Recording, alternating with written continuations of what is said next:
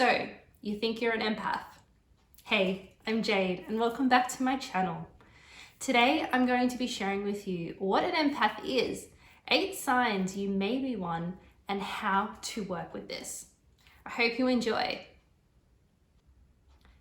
So what is an empath?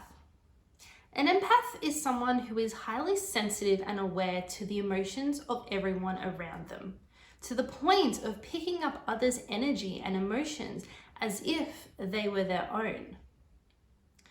Empaths have the ability to sense and feel what others might be thinking and feeling. And to some degree, they may even pick up on the physical sensations and pains that other people might be feeling. And on a spiritual level, empaths are highly in tune with their intuition.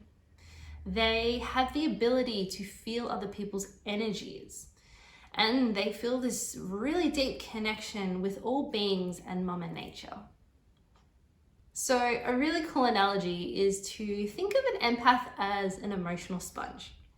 They have the ability to soak up everything around them. So as with everything, being an empath has its pros and its cons. Empaths are amazing friends and are such amazing listeners. They only want to help others and be there for them. They are compassionate, creative, and emotionally intelligent. They feel things on a deeper level and have this aura about them that exudes healing and calming energy. However, because empaths have this tendency to soak up all the energies around them, at times this can present as a really overwhelming sensation. And empaths sometimes have trouble discerning between what is their feelings and what is those of everyone around them. They can feel quite drained after interactions with people or being in certain situations, and therefore they need to spend more time recharging. And coming from personal experience of being an empath myself, it's a bit of a love-hate relationship. On one hand, I love being an empath. I love the fact that I have this deep sense of connection with everything around me. I love being there for my friends and being able to be that amazing listener for them.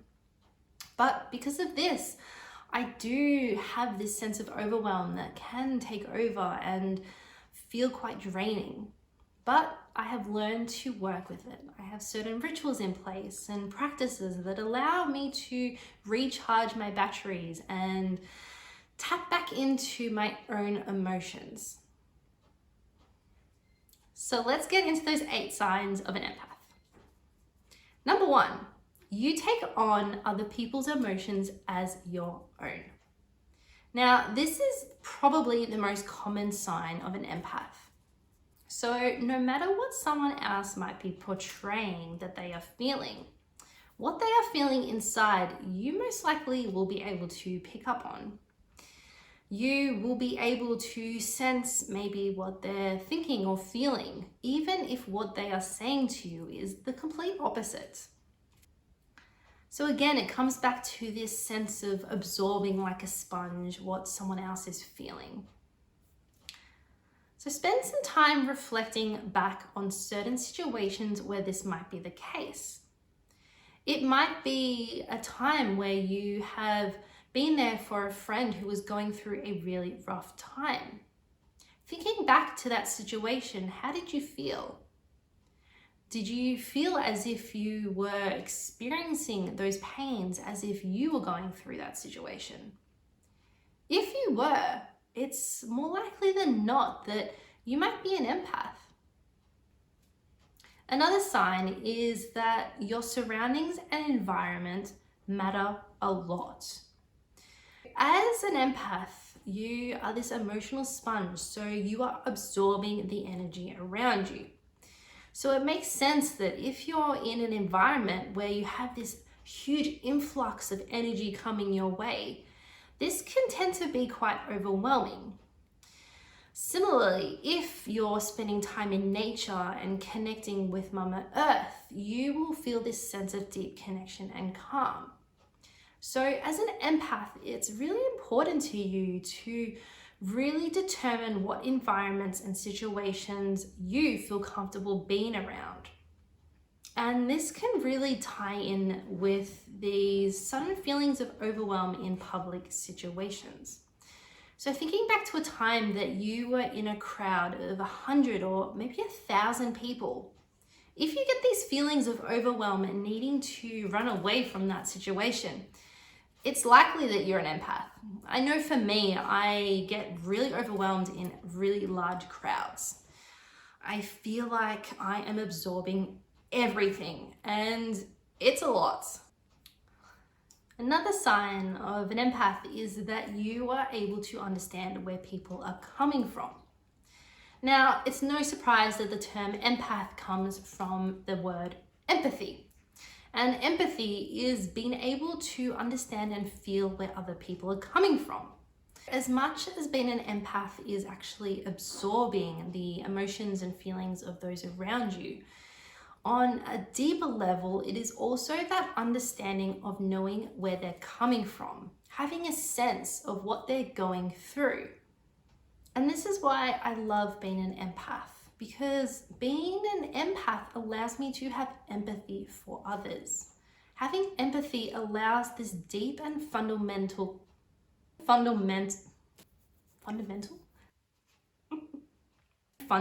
connection with others. Another sign is that people are drawn to you. As an empath, you have this energy about you that people are naturally drawn to.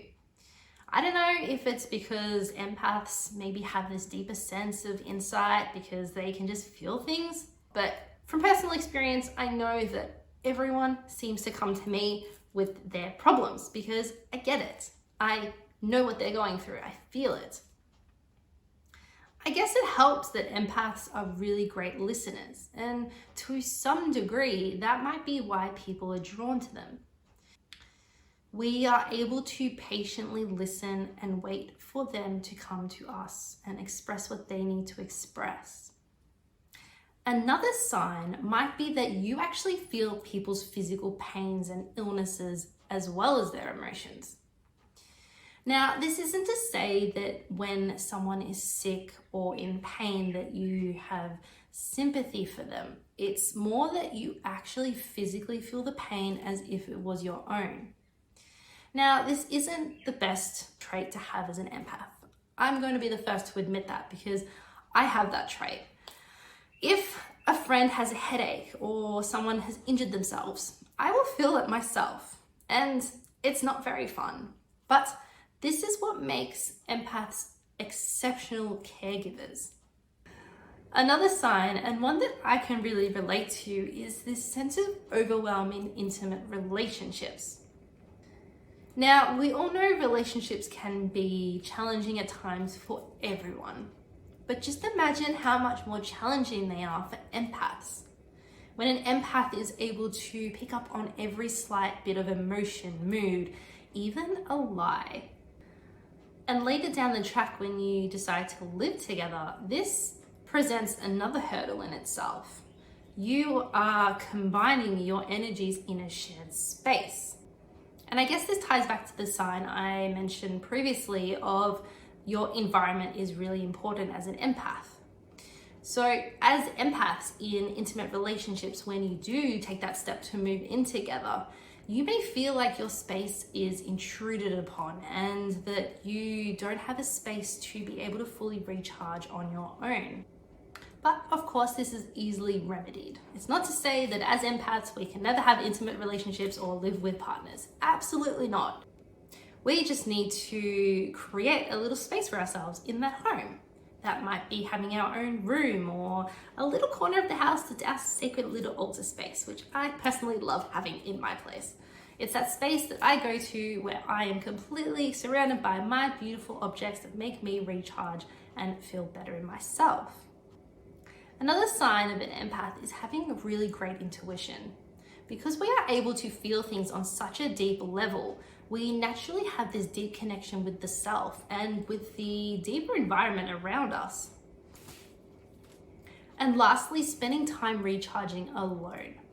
As empaths, we are these emotional sponges, so really taking that time to fill up our own cup and to wring out the energy that is probably everyone else's and not actually our own.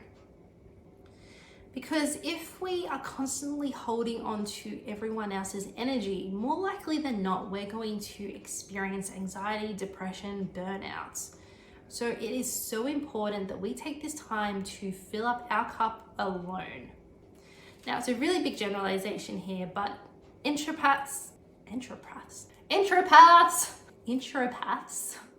I just combined the two words. What I'm saying is introverts tend to be empaths. Introvert meaning that you recharge alone and that's where you get your energy from. Extrovert being where you get your energy from people. Now again, this is not to say that as an extrovert you're not an empath. It is more that as an extrovert you do get this sense of energy from people, but to the point of overwhelm that you need to step away from the situation. So now we've gone through those signs that might determine if you're an empath or not. How do we actually work with the energy of being an empath and not feeling drained? Well, my number one to pretty much everything is mindfulness and awareness. It is being able to take this step back and ask yourself, is this my feeling or is this of someone else's? Another really important way is setting healthy boundaries. Because as empaths, we have this tendency to want to care and help everyone around us, we tend to have a bit of an issue with saying no. And this in turn can lead to a bit of a pickle where we are constantly there for everyone else, but we forget about ourselves. So this comes down to being able to clearly and politely set boundaries with someone. Being able to cut them off if you've reached that point of overwhelm and maybe steer the conversation to something which is a little bit positive, which might bring that energy back up. Another way is to practice self-compassion and to ignore that little critic in your head. Because as empaths, we feel things on such a deep level, we might find ourselves saying to ourselves, why are you so sensitive? Why do you feel so much? Why this? Why that? We need to detach from those thoughts. Instead, focus on the positives of being an empath. The fact that you're a great friend, you're a great listener, that you do feel things so deeply. Being sensitive isn't a bad thing, contrary to what society might tell you. There is nothing wrong with having those deep feelings and being sensitive and crying. There's absolutely nothing wrong with it. I cry all the time and that's okay. It's a release of energy for me. It's even a way that I tend to recharge my batteries as an empath. It's amazing what a good cry will do for your soul. Another way is to surround yourself in a protective bubble. Now, I do this every morning during my meditation.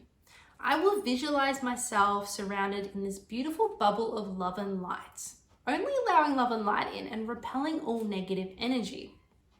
Now, this is a really beautiful way to actually energetically surround yourself in this protective bubble. We tend to forget that we are energy and that we have the power to control what energy we allow into our own field. Another way is to actually use crystals as well. Crystals emit similar levels of energy, of higher vibrations, love. One of my favorites is to use black tourmaline. Black tourmaline crystal is actually amazing at repelling negative energy around you. Spending time alone is also a really powerful way to deal with this sense of draining. Again, it comes back to filling your cup back up. One of my favorite ways to do this is to spend time in nature. No surprise here at all. Nature provides everything we need to heal. So when you feel like you are a bit drained or tired, step out into nature, go for a walk, go for a swim in the ocean, or even just put your feet onto the grass. Grounding is a really beautiful way to instantly clear yourself of all negative energy. So there you have it, my beautiful friends. I hope you have enjoyed this video and I'm really curious, are you an empath? If you are, let me know in the comments below. Let me know if any of these signs resonate with you. Maybe there's other signs that I didn't mention in today's video. The 8 I spoke on were really only a handful of all the signs that actually are out there. So let me know what makes you an empath. I hope you have enjoyed this. If you have, again, thumbs up, subscribe to my channel. I have more videos coming your way, and I hope you have a beautiful day. Bye.